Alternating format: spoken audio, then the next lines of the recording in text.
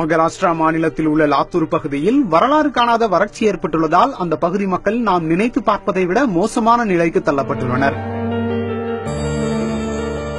ஆனால் அவர்களின் துயரை சிறிதளவு போக்கும் வகையில் அதே பகுதியைச் சேர்ந்த ஷேக் மொஹிதீன் மூசா என்ற இஸ்லாமியர் ஒருவர் தனது சொந்த செலவில் போர்வெல் அமைத்து சாதி மதம் பார்க்காமல் அனைத்து மக்களுக்கும் தினமும் 10,000 லிட்டருக்கும் மேல் இலவசமாக தண்ணீர் கொடுத்து வருகிறார். இது குறித்து ஆசிரியராக பணியாற்றும் ஷேக் மொஹிதீன் கூறும்போது, கடந்த சில ஆண்டுகளாக மக்கள் தண்ணீருக்காக அலைவது தனக்கு மிகுந்த வேதனை அளித்ததால் போர்வெல் அமைத்து இலவசமாக தண்ணீர் வழங்கி வருவதாக கூறியுள்ளார்.